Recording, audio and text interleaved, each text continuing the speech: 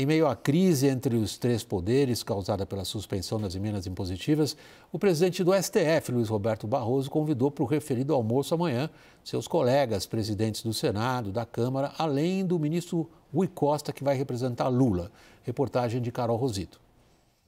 Esta será a primeira tentativa de diálogo entre os poderes. O presidente do Supremo, Luiz Roberto Barroso, que fez o convite, vê no encontro uma tentativa de conciliação.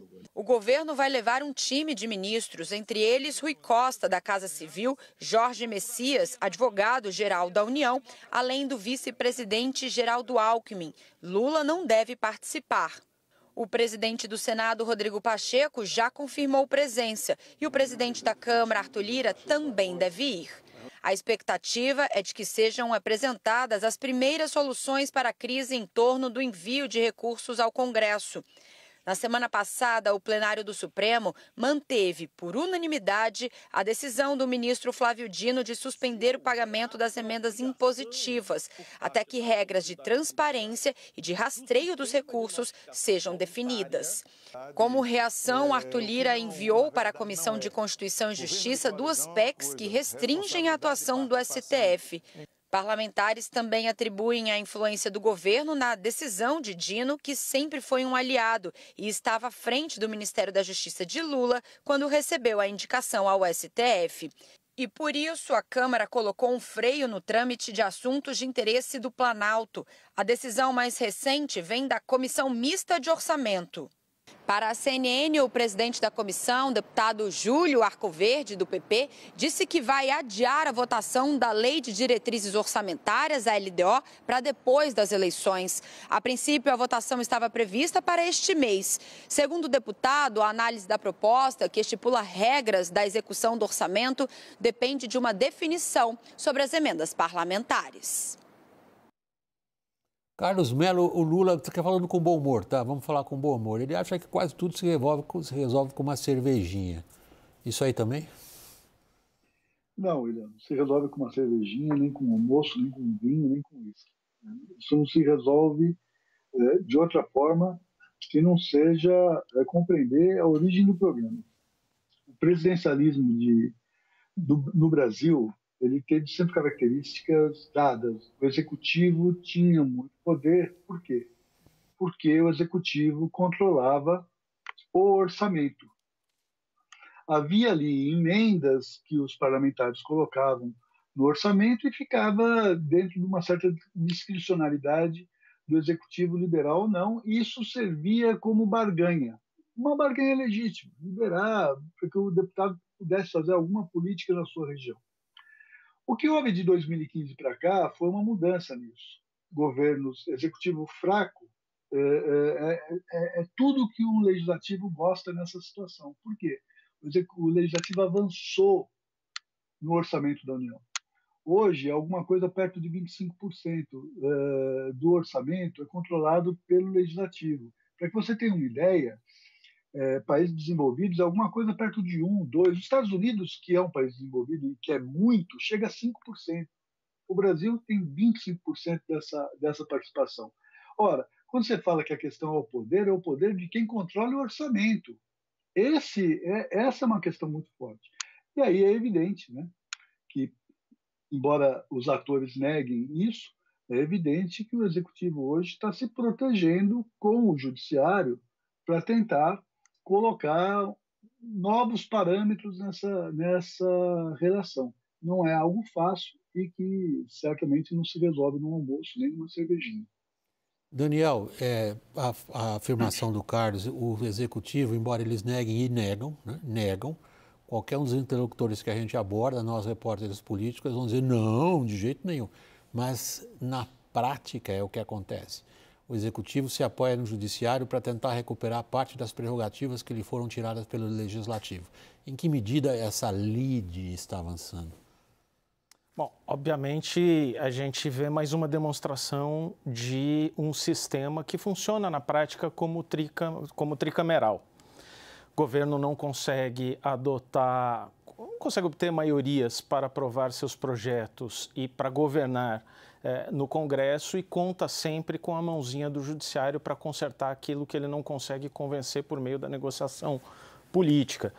O que a gente está vendo, William, é uma morte do orçamento. Mas é uma morte do orçamento não só pelo legislativo.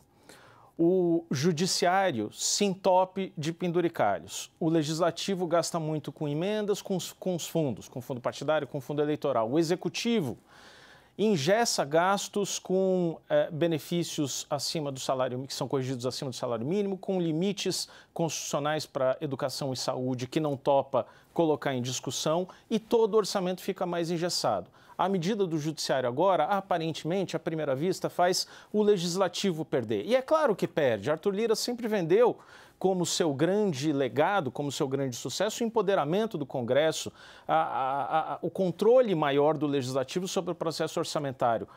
Ele perde esse discurso.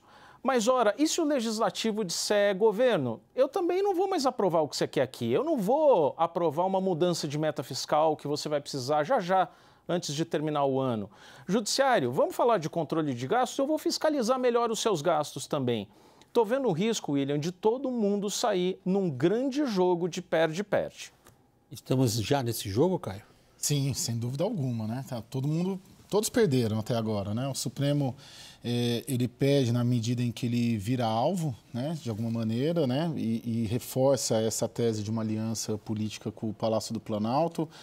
O Palácio do Planalto perde também, porque passa a ficar sob, como disse a Carol Rosito, sobre possibilidades de retaliações reais, né? Por exemplo, o adiamento da Lei de Diretrizes Orçamentárias para depois da eleição. O Palácio do Planalto precisa do Congresso para aprovar, né? E não estamos falando do Arthur Lira, precisa de uma maneira geral do Legislativo para tocar, e não vai conseguir tocar a sua agenda sem um diálogo com o Congresso Nacional. E o Congresso, claro, perde. Todos perdem, né? E ao fim e ao cabo, a gente está discutindo 50 bilhões de reais que estão nas mãos do Congresso Nacional. O governo não corta na carne, não corta a despesa, precisa desse dinheiro para fechar as metas fiscais. Enfim, esse é o cenário. Você tem uma mão do Supremo Tribunal Federal para o presidente Lula para tentar retomar um pouco o controle do orçamento. Carlos, você descreveu uma situação abrangente, corroborada em detalhes pelos repórteres políticos Caio e Daniel. Agora, particularmente nessa questão mais próxima de nós aqui, nesses últimos dias e horas, como o judiciário está se vendo nessa disputa, Carlos, que é essencial? O judiciário, ali os integrantes ficam furiosos, indignados, quando nós jornalistas, até em conversas particulares, que a gente tem profissionalmente com eles, nos dirigimos a eles dizendo, vocês estão numa aliança tácita com o governo. Ah, não, vocês estão plantando uma notícia que não é verdadeira. Então, vamos por partes, William. Em primeiro lugar, a gente falou do orçamento, né, desse compartilhamento todo, mas vamos discutir que uma parte considerável desse orçamento estava sendo destinada ao que se chamou no passado de orçamento secreto e agora de emendas PIX. Veja, onde está o princípio da transparência? Onde está a República? É necessário ter controle sobre esse processo. Ninguém, nem o presidente da República, nem o presidente do Supremo, nem o presidente da Câmara ou do Senado, ninguém pode gastar ao seu bel prazer. O mínimo de transparência é necessário. Nesse sentido, é importante que o judiciário haja assim, né? Porque esse é um princípio basilar da República. E isso não estava sendo considerado. Aliás, não está. O Supremo teve uma decisão em relação ao orçamento secreto no passado, isso foi meio que dibrado no meio desse processo todo. Então, há sim uma questão do Supremo que é importante e cuja ação é legítima. Por outro lado, quando se fala que todo mundo perde, também perde o Arthur Lira. Se perde o controle desse processo todo, ele talvez não faça o seu sucessor, né? Perde o país quando o deputado ele passa a ter o foco exclusivo na paróquia, exclusivo no município, e para de discutir as grandes questões do país. Ora, o deputado ele representa o povo, não o município. Quem representa o município é o prefeito. Então, houve um rebaixamento, os deputados se transformaram em vereadores federais. Esse ajuste precisa ser feito. no embate entre legislativo e executivo, isso não tem ocorrido. A opinião pública tão pouco tem sido forte. Por quê? Porque os deputados não dependem mais da opinião pública, dependem do curral e, portanto, dependem desse orçamento. Então, há uma aliança tácita, né, aí entre executivo e judiciário, sim, mas há sentido também nessa ação do judiciário, porque é importante colocar as coisas no seu lugar. E se todos erram, é necessário, então, que haja um acordo para que se pare de errar. Né? Agora, talvez venha a desculpa aí, olha, mas o Executivo também destina recursos para os seus municípios aliados. Um erro não justifica o outro.